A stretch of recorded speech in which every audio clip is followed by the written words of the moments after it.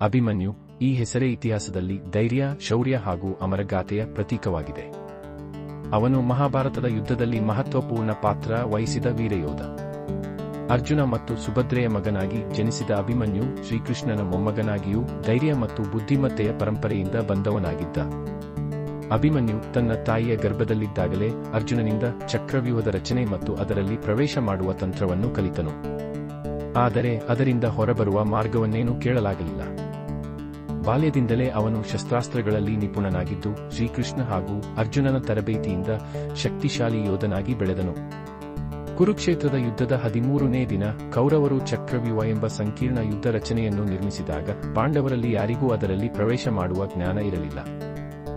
ಆಗ ಅಭಿಮನ್ಯು ತನ್ನ ಮುತ್ತಾತನಾಗಿ ಚಕ್ರವ್ಯೂಹದಲ್ಲಿ ಪ್ರವೇಶಿಸಲು ನಿರ್ಧರಿಸುತ್ತಾನೆ. ತಾನು ಹೊರಬರಲು ಬಲ್ಲವನಲ್ಲ ಎಂಬುದು ಗೊತ್ತಿದ್ದರೂ ಧೈರ್ಯದಿಂದ ಸೇನೆಯೊಳಗೆ ನುಗ್ಗುತ್ತಾನೆ. ಅನುಭವಿ ಯೋಧರನ್ನು ಎದುರಿಸಿ ಅಭಿಮನ್ಯು ಅಪಾರ ಧೈರ್ಯದಿಂದ ಹೋರಾಡುತ್ತಾ ಸೇನೆಯ ಗರ್ಭಭಾಗವರೆಗೆ ತಲುಪುತ್ತಾನೆ. ಆದರೆ ಕೌರವರು ಧರ್ಮದ ಮೆರವಣಿಗೆ ಮರೆತು ನಿಯಮ ಮೀರಿ ಅನೇಕ ಯೋಧರನ್ನು ಒಟ್ಟುಗೂಡಿಸಿ ಅಭಿಮನ್ಯುವನ್ನು ಸುತ್ತುವರಿದು ಕೊಂದರು. ಈ ಅವ್ಯಾವಹಾರಿಕ ಮರಣ ಪಾಂಡವರ ಮನಸ್ಸಿನಲ್ಲಿ ಆಕ್ರೋಶದ ನಿಖರ ಜ್ವಾಲೆ ಉಂಟುಮಾಡಿತು.